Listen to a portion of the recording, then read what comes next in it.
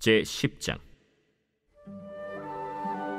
그 인봉한 자는 하가랴의 아들 총독 느헤미야와 시드기야, 스라야, 아사랴, 예레미야, 바스훌, 아마랴, 말기야, 핫두스, 스바냐, 말룩, 하림, 무레못, 오바디야, 다니엘, 긴느돈, 바룩, 무술람, 아비야, 미야민, 마아시야, 빌게, 스마야이니 이는 제사장들이요.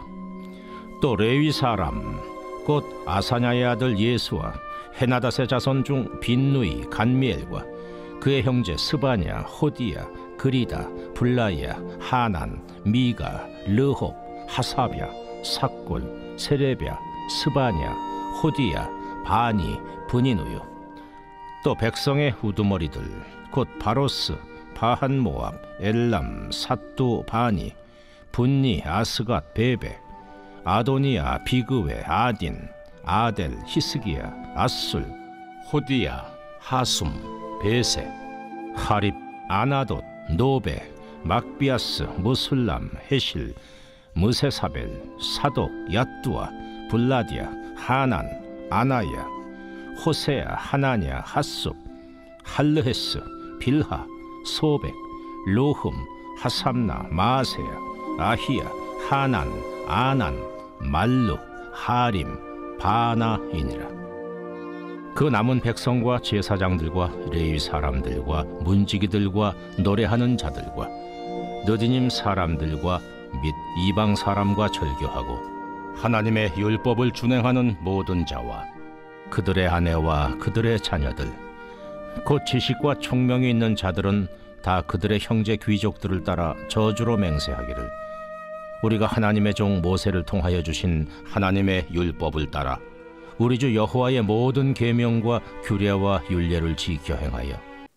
네, 오늘 본문에는 많은 이름들이 등장하는 것을 보게 됩니다.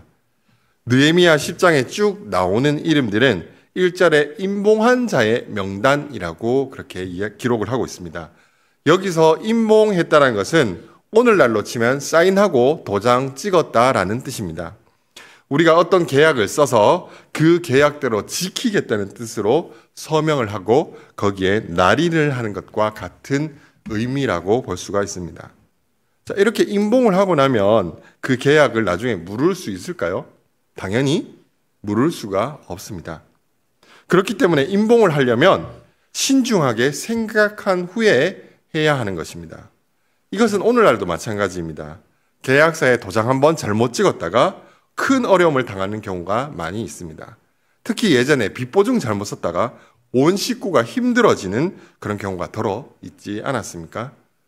여담이긴 하지만 성경에는 빚보증 서지 말라는 말씀이 여러 번 나옵니다. 한 군데만 말씀드리자면 잠언 22장 26절에서 너는 사람과 더불어 손을 잡지 말며 남의 빚에 보증을 서지 말라. 만일 갚을 것이 내게 없으면 내 누운 침상도 빼앗길 것이라 라고 말씀하고 있습니다. 여기서 보시면 너는 사람과 더불어 손을 잡지 말라는 그 말씀에서도 아시겠지만 사실 이 말씀은 사람을 신뢰해서는 안 된다라는 그런 말씀입니다. 빚보증 설 때 때일 줄 알고 보증서 주는 사람이 어디 있겠습니까? 그 사람만은 믿을만 하다고 생각하니까 보증을 썼을 거 아니겠습니까? 그러나 이 세상에 믿을 분은 하나님밖에 없습니다. 사람은 믿을 만한 존재가 못 됩니다. 저와 성도님들은 믿으시고 신실하신 하나님만을 신뢰하시기를 간절히 바랍니다. 이렇게 임봉을 하는 것이 가벼운 일이 아닌데 오늘 본문에 나오는 사람들은 도대체 무엇 때문에 임봉을 하고 있는 것일까요?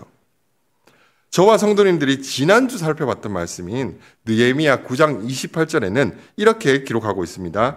우리가 이 모든 일로 말미암아 이제 견고한 언약을 세워 기록하고 우리의 방백들과 레위 사람들과 제사장들이 다 임봉하나이다 하였느니라. 이 말씀에서 이들이 무엇에 임봉했는지를 기록하고 있는데요. 바로 견고한 언약을 세워 기록하고 거기에 임봉했다는 사실을 알 수가 있습니다. 여기 견고한 언약을 세우고 기록했다라는 것의 뜻은 견고한은 흔들리지 않고 고정된 것을 뜻하는 말입니다.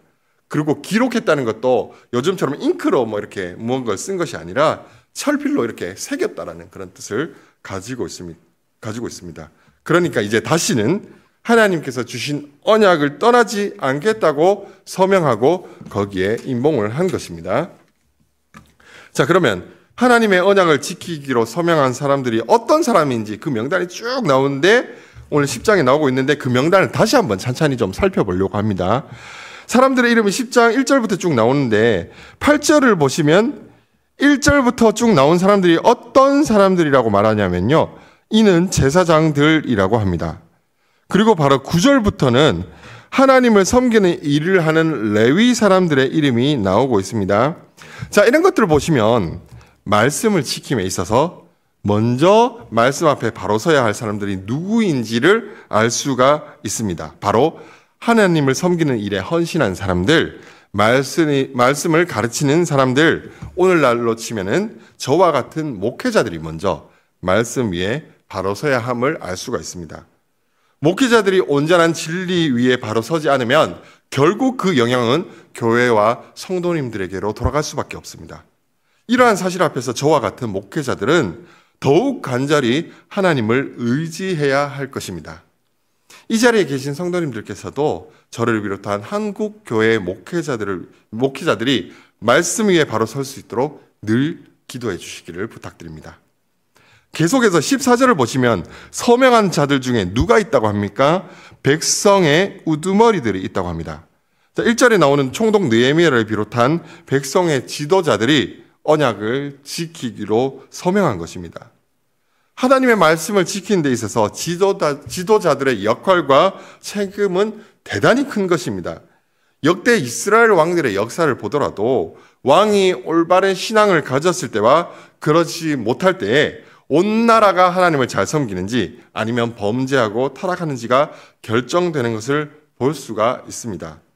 따라서 우리가 속한 나라와 공동체의 지도자들이 하나님을 경외하고 그분의 말씀에 순종하는 지도자가 되도록 우리는 늘 깨어서 기도해야 하는 것입니다. 자, 지금까지 살펴본 서명자들은 총독 느헤미야와 제사장들과 레위인들 그리고 백성의 지도자들이었습니다. 자, 그렇다면 나머지 백성들은 언약을 지키기로 한 일에 동참하지 않은 것일까요?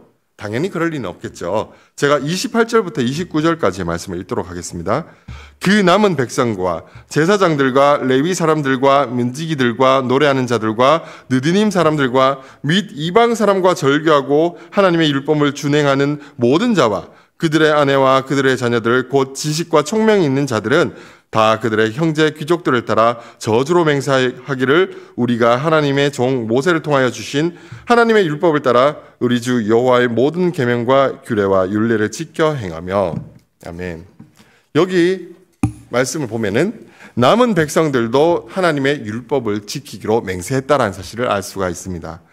그리고 말씀을 지키기로 맹세한 그룹들 가운데는 느디님 사람들도 있는 것을 보게 됩니다. 느디님 사람들은 원래 이방인이었다가 하나님을 섬기는 일을 하게 된 성전 노예들을 뜻하는 말입니다. 대표적으로 요수아 9장에 보면은 그 기브온 사람들이 이 느디님 사람들이 되는 것을 우리가 알 수가 있습니다. 자, 그렇다면 하나님의 말씀을 지키는데 여자와 아이들은 예외였을까요? 당연히 그렇지 않습니다. 그들의 아내들과 그들의 자녀들, 바로 여성과 아이들까지 다 하나님의 언약을 지키기로 맹세했다는 것을 알 수가 있습니다. 자, 이것을 통해서 하나님의 언약을 지킴에 있어서는 지위나 성별, 나이의 구분이 없다는 사실을 알 수 있습니다. 이것은 오늘날 교회에서도 마찬가지입니다. 교회에서 내가 어떤 직분을 맡았거나 나이, 성별이 중요한 것이 아닙니다. 28절의 말씀처럼 지식과 총명이 있는 자들, 바로 말씀을 깨달은 모든 사람들이 하나님의 말씀을 지켜야 하는 것입니다. 그런데 앞서 임봉을 하는 것이 결코 가벼운 일이 아니라는 말씀을 드렸었습니다.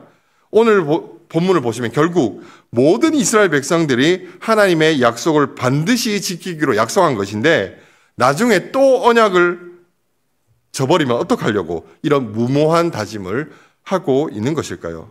이제 계약서까지 썼으니까 나중에 딴소리를 할 수도 없지 않습니까? 도대체 어떻게 뒷감당을 하려고 하는 것일까요? 그러나 오늘 본문에서 하나님의 말씀을 지키기로 다짐한 이스라엘 백성들은 자기의 힘을 의지하는 것이 아니라 하나님의 인자심을 의지하며 언약으로 나아가는 것입니다. 자기의 조상들이 하나님의 말씀을 떠나 죄를 범하였음에도 하나님께서는 그들을 오래 참아주시고 선지자들을 통하여 경고해 주시고 결국 그들을 심판하시면서도 그들이 돌아오도록 인도해 주신 하나님의 인자심을 의지해서 다시 언약 앞으로 나아가고 있는 것입니다. 그것이 앞서 살펴봤던 느헤미야 9장의 내용이었습니다. 성도님들, 이 언약은 약속을 의미합니다. 그런데 그 언약은 그냥 약속이 아니라 하나님께서 그분의 생명을 걸고 반드시 지키기로 약속하신, 맹세하신 그런 약속입니다. 성도님들께서도 잘 아시는 내용일 텐데요. 창세기 15장에서 하나님께서 아브람과 언약을 맺으실 때 횃불이 쪼개져 있는 이 고기 사이로 쓱 지나가는 것을 우리는 볼 수 있습니다. 이것이 의미하는 것은 언약을 어기는 쪽이 그 쪼개진 고기와 같이 죽게 될 것을 맹세하는 그런 내용입니다. 자, 이것은 하나님과 이스라엘 백성들의 언약 사이에도 마찬가지입니다. 이스라엘 백성들이 언약을 지키지 않았기 때문에 쪼개어 죽어야 되는 쪽은 당연히 이스라엘 백성들입니다. 자, 그런데 하나님의 신실하심이 얼마나 대단하시냐면요. 이스라엘 백성들이 일방적으로 깨뜨려버린 그 언약을 하나님께서 혼자서 이루어 가십니다. 우리가 잘 아는 것처럼 이 계약이란 것, 언약이란 것은요, 한 사람이 어기면 다른 사람은 지킬 필요가 없습니다. 자, 돈을 주면 물건을 주기로 했는데 돈을 안 주면 당연히 물건을 안 줘도 되는 것이죠. 자, 보통 한쪽이 약속을 어기면 다른 쪽에서는 약속을 지키지 않아도 됩니다. 하지만 비록 너희들은 지키지 못했을지라도 나는 그 언약을 지키겠다라고 말씀하시는 분이 하나님이신 것입니다. 그 내용이 잘 드러나 있는 말씀이 말라기 3장 1절인데요. 제가 그 말씀을 읽어드리겠습니다. 만군의 여호와가 이르노라. 보라, 내가 내 사자를 보내리니, 이 사자는 세례 요한을 뜻하는 말입니다. 그가 내 앞에서 길을 준비할 것이요 또 너희가 구하는 바 주가 갑자기 그의 성전에 임하시리니 곧 너희가 사모하는 바 언약의 사자가 임하실 것이라. 여기서 언약의 사자는 새 언약을 완성하시기 위해서 이 땅에 오신 예수 그리스도를 의미하는 것입니다. 말라기의 말씀은 비록 이스라엘 백성들이 하나님의 언약을 어겼을지라도 하나님께서 새로운 언약을 세우실 것을 말씀하고 있는 구절입니다. 결국 이스라엘 백성들은 우리가 못해도 하나님께서 하신다는 것을 믿고 담대히 언약을 지키기로 서명할 수 있었던 것입니다. 그렇다면 저와 성도님들이 하나님의 말씀을 지키기 위해 해야 할 일도 분명해집니다. 바로 우리가 말씀을 지킬 수 있도록 힘주시고 인도해 주시는 하나님의 신실하심을 의지하는 것입니다. 그 신실하심을 의지할 때 하나님 말씀 지키겠습니다 라고 고백할 수 있습니다.